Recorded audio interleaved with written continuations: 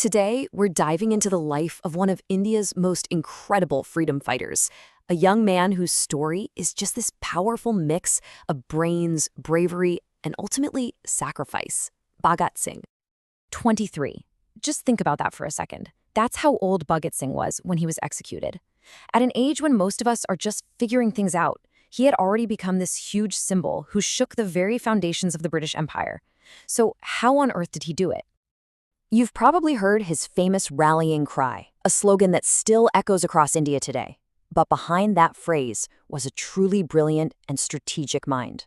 So the real question we're tackling here is, how did a young man from a small village become a revolutionary legend whose ideas are still being talked about and celebrated? To really understand the man, we've got to go right back to the beginning.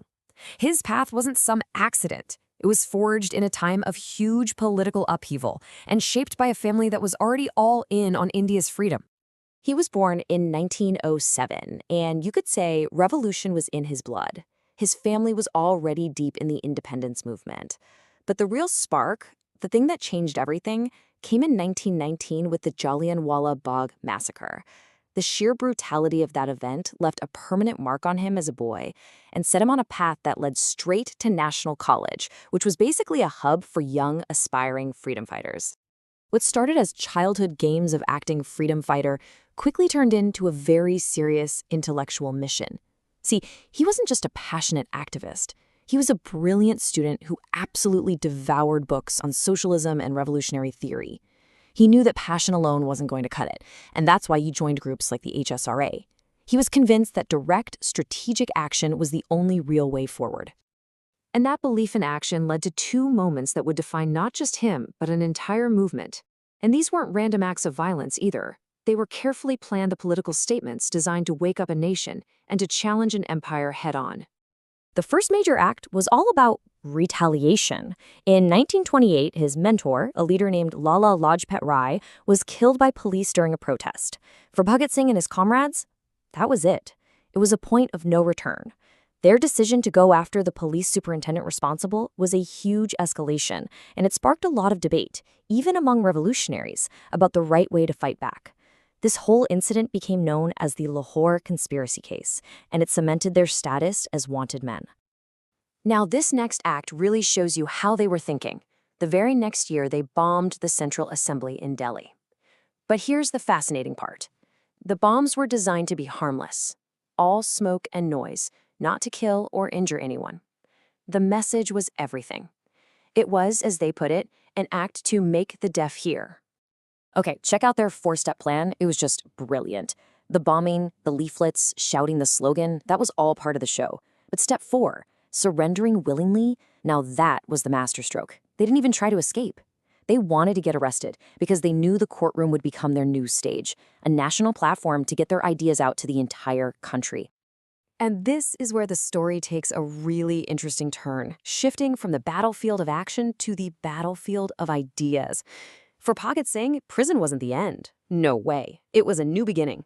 It became his university, his library, and his ultimate platform. 116 days. Let that sink in. That's how long Bhagat Singh and his comrades went on a hunger strike. And this wasn't just about them. It was a protest against the awful, discriminatory treatment of Indian political prisoners compared to the British ones. It was an act of incredible willpower that absolutely captivated the nation. During his time in jail, he just never stopped fighting. He read constantly, turning his cell into this little hub of intellectual activity. And he wrote.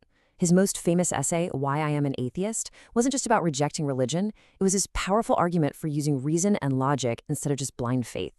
He believed a true revolution had to be mental too, freeing society from old dogmas. So while he was physically locked up, his ideas were freer than ever, and he somehow became an even bigger hero from behind bars. The British Empire thought that by executing him, they could finally silence his voice. But what they actually did was the complete opposite. They made sure his ideas would live forever and cemented his place in India's history. On March 23, 1931, Bhagat Singh, along with his comrades Rajguru and Sukhdev, was executed. And in death, they were given the title Shahid-e-Azam, which means the greatest martyrs. Their sacrifice wasn't seen as a defeat at all, but as the ultimate act of dedication to the cause. So what exactly was that cause? Well, his vision went way beyond just getting rid of the British. He dreamed of a socialist India, one where people weren't exploited by the rich and powerful. He fought for equality, he was a huge believer in Hindu-Muslim unity, and he pushed for scientific thinking over superstition. So, in the end, Bhagat Singh's legacy lasts because he was so much more than just a freedom fighter. He was a thinker, a writer, a visionary. He's still this powerful symbol of pure courage, intellectual honesty, and a die-hard commitment to justice that inspires new generations of Indians, even today. Which leaves us with one final thought to chew on. His actions happened almost a century ago, but his name and his slogan, Inqilab Zindabad, are still shouted at protests across India today. So what is it about the sacrifice of a 23-year-old that gives it the power to resonate so strongly, even after all this time?